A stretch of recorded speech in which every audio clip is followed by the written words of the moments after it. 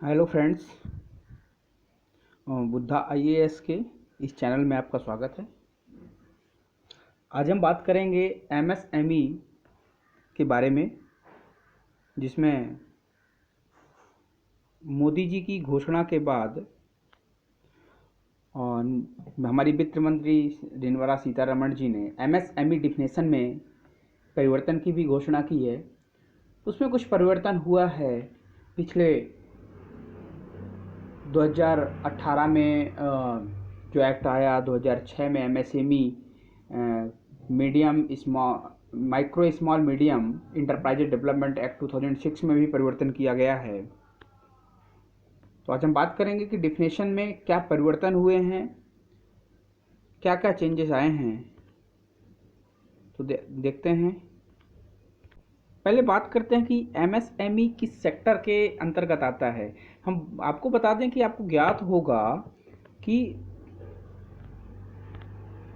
Primary sector, secondary sector और territory sector. Primary sector में agriculture से रिलेटेड चीज़ें आती हैं और सेकेंडरी सेक्टर में आपका मैन्युफैक्चरिंग आता है। टेरिटरी सेक्टर में और हमारा जो सेकेंडरी सेक्टर है इसमें ही इसी से रिलेटेड है एमएसएमई। इसी पे हम देखेंगे कि एमएसएमई का संबंध सेकेंडरी सेक्टर से है, क्योंकि ये मैन्युफैक्चरिंग करता है, प्राइमरी से और टेरिटरी से नहीं है। तो हम अपने अगले वीडियो में इसको डिटेल से डिफाइन करेंगे। तो देखते हैं, what are micro small and medium enterprises.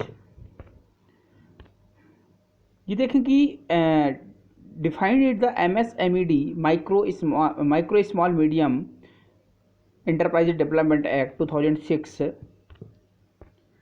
इसमें कुछ चेंज आया है। पहले मैन्युफैक्चरिंग एंटरप्राइजेज और सर्विस एंटरप्राइजेज की डिफिनेशन दोनों की अलग अलग थी, दोनों का क्राइटेरिया अलग अलग था। माइक्रो की डिफिनेशन कुछ और थी, स्मॉल की कुछ और थी, मीडियम की कुछ और थी, दोनों अलग अलग बताया गया था।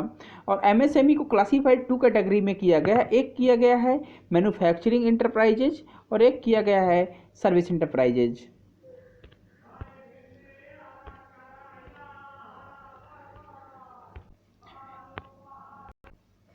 जिस मैन्युफैक्चरिंग इंटरप्राइजेज का 25 लाख रुपए होता था, 25 लाख होता था, और स्मॉल में 50 लाख और मीडियम में 1 करोड़ कर दिया गया। वहीं सर्विस इंटरप्राइजेज की समय सीमा तो बहुत कम थी, और इसकी देखिए 10 लाख है, 20 लाख है, 50 लाख है। इसी के बाद हम देखते हैं कि एनुअल टर्नओवर कितना होना चाहिए। तो जो माइक्रो का टर्नओवर था वो था 5 करोड़, और जो माइक्रो में आती थी, जिनका टर्नओवर 5 to 75 होता, स्मॉल इंटरप्राइजेज में आती थी, और जिनका 75 करोड़ to 50 करोड़ होता था वो मीडियम इंटरप्राइजेज के कैटेगरीज में आता था। नेक्स्ट देखते हैं कि अब इसमें चेंज किया गया है कि कंपोजिट क्राइटेरिया क्या है इसका। अब ये जो नीचे वाला ही इसको टर्नओवर अब एक कर दिया गया। पहले इंटरप्राइजेज, मैन्युफैक्चरिंग इंटरप्राइजेज और सर्विस इंटरप्राइजेज का टर्नओवर अलग अलग हुआ करता था, क्राइटेरिया अलग अलग हुआ करता था। लेकिन अभी कल की डिफिनेशन में वित्त मंत्री जी ने इनको एक कर दिया है कि जिनका भी टर्नओवर, पहले क्या था, 25 लाख इसमें था, 10 लाख इसमें था, बहुत कम हुआ करता था, 5 करोड़ इसमें था, 2 करोड़ इसमें था, 10 करोड़ इसमें था। इन्वेस्टमेंट अगर इसमें है, इन्वेस्टमेंट 2 करोड़ है सर्विस इंटरप्राइजेज में, तो वो मीडियम में आता था।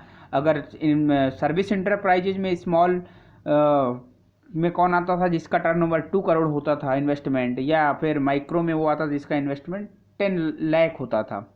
ओके, अब देखते हैं कि जो रिवाइज्ड एमएसएमई क्लासिफिकेशन किया गया है उसमें क्या किया गया। जो माइक्रो है ना, तो माइक्रो में आपका जिसका इन्वेस्टमेंट 1 करोड़ तक है या फिर टर्नओवर 5 करोड़ तक है, उसको माइक्रो के अंतर्गत कहेंगे। जिसका इन्वेस्टमेंट 10 करोड़ तक है, 1 से 10 करोड़, या फिर टर्नओवर 5 to 50 करोड़ है, उसको हम स्मॉल में कहेंगे।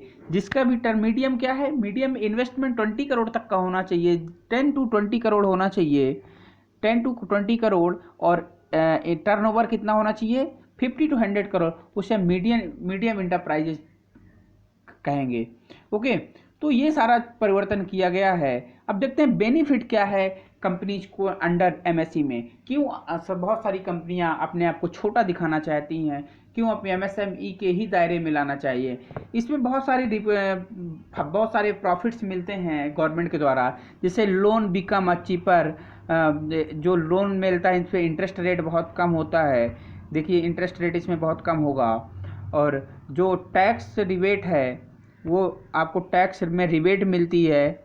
इसके बाद आप गवर्नमेंट टेंडर निकालती है वो सबसे पहले एमएसएमई को ही दिया जाता है। वो सबसे पहली वरीयता किसको मिलती है? एमएसएमई को मिलती है। हायर प्रेफरेंस, सबसे पहले प्रेफरेंस किसको मिलता है? लाइसेंस किसको मिलता है? एमएसएमई वाली जैसी कंपनियों को मिलता है, प्रेफरेंस दिया जाता है। तो इसलिए हर कंपनी अपने को छोटा दिखाना चाहती है। इम्पोर्टेंट क्यों है?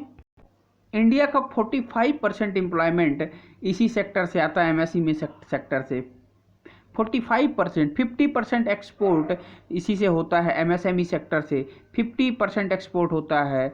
और भी इसकी बात करें तो 95% all industry unit of the country, जो इसमें इंडिया में जितने भी यूनिट है इंडस्ट्री की वो 95% एमएसएमई के दायरे में आती हैं।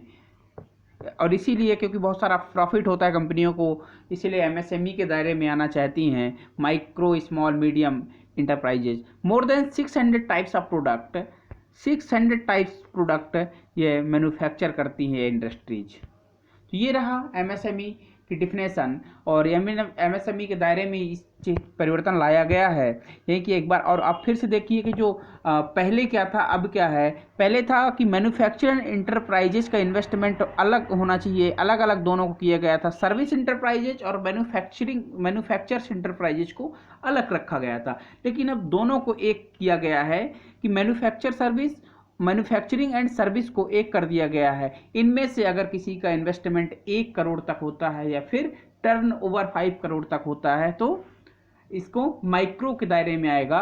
पहले क्या था? पहले आपका इन्वेस्टमेंट 25 लाख तक था, लेकिन अब जो इन्वेस्टमेंट है वो 10 लाख तक है। सॉरी, सर्विस इंटरप्राइजेस का 10 लाख था और मैन्युफैक्चरिंग इंटरप्राइजेस का 25 लाख था। ठीक है, तो ये हमारी डिफिनेशन है एमएसएमई की। इससे बहुत बड़ा फ़ायदा कंपनियों को होने वाला है जो एमएसएमई के दायरे में आती हैं। और बहुत सारी कंपनियां चाहती हैं कि हम एमएसएमई के दायरे में आ जाए। बड़ी बड़ी कंपनियों के पास रहते हैं बड़े बड़े एक्सपर्ट होते हैं, सीए होते हैं, इकोनॉमिस्ट होते हैं, जो बहुत बड़े विचारक होते हैं। वो सब ज्ञान देते रहते हैं अपना और वो समझ जाते हैं गवर्नमेंट से कैसे कि गवर्नमेंट क्या पॉलिसी लाने वाली है, गवर्नमेंट का क्या इरादा है। तो आई होप आपको समझ आ गया होगा। अगर इससे डिटेल से अगर आपको इस वीडियो के बारे में जानना है तो प्लीज़ कमेंट करिए। कमेंट करके आप बताइए कि आपको ये वीडियो कैसा लगा। और अगर आपको और डिटेल चाहिए तो आप कमेंट करके आप पूछ सकते हैं कि आप दूसरा वीडियो बनाइए, हम इसके बारे में दूसरा वीडियो बनाएंगे। शुक्रिया। घर पे रहिए, सुरक्षित रहिए। मुझे उम्मीद होगी कि आप सुरक्षित होंगे और इसी सुरक्षा के साथ हम अगले वीडियो में आपसे मुलाकात करेंगे। धन्यवाद।